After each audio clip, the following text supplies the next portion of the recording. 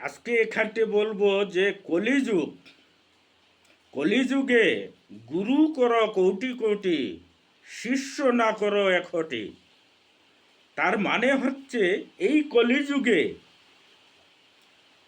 শিষ্য করা বড় কঠিন।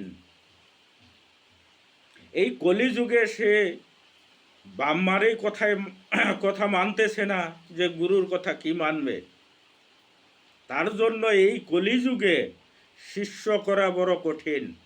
তাই এর বাস্তব প্রমাণ বা উদাহরণ দিব।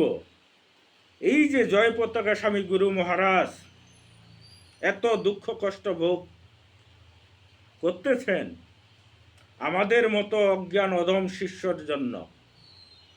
তাই সন্ন্যাসের ধর্মটাই হচ্ছে ভক্ত কিভাবে উদ্ধার করবে। তাই জয় পতাকা স্বামী গুরু মহারাজ সম্পূর্ণ সব ভক্তকে উদ্ধারের জন্য হাজার হাজার ভক্তকে দীক্ষা দিয়ে গেছেন। কিন্তু অনেক ভক্তই গুরুদেবের বাক্য বা বিধি নিষেধগুলো মানতেছেন, অনেক ভক্তই মানতেছেন না।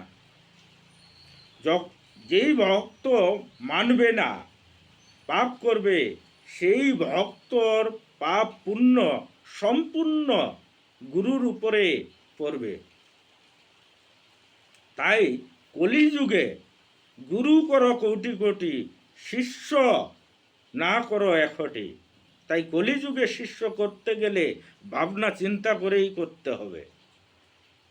তাই আমি বলতেছি যে আমার ফেসবুকে পেজে ইউটিউবে যত ভিডিও পোস্ট আমার দেখতেছেন, আমার একটা ভিডিও পাবেন না যে আমাকে ফলো করুন, সাবস্ক্রাইব করুন।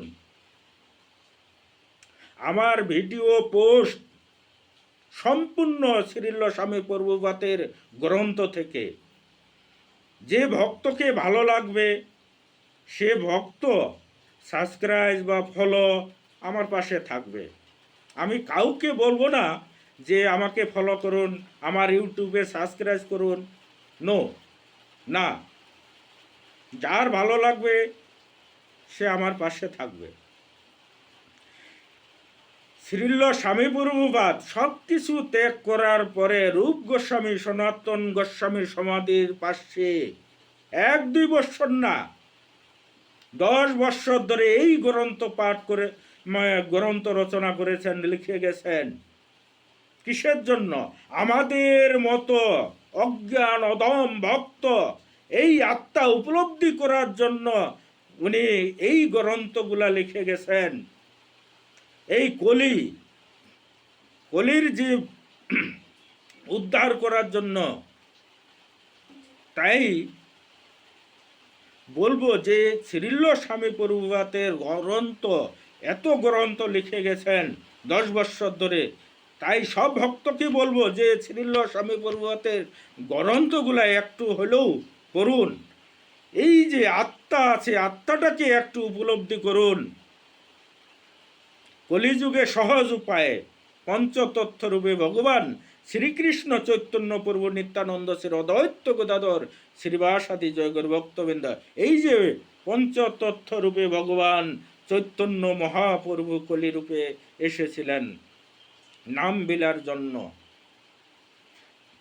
ভগবান চৈতন্য মহাপ্রভু জানেন যেই কলির বদ্ধ জীব, অল্প জ্ঞান অল্প আয়ু, তাদেরকে আমাকেই উদ্ধার করতে হবে। তাই একদম সহজ সরলভাবে উদ্ধারের পথ রাস্তা দিয়ে গেছেন। হরে কৃষ্ণ।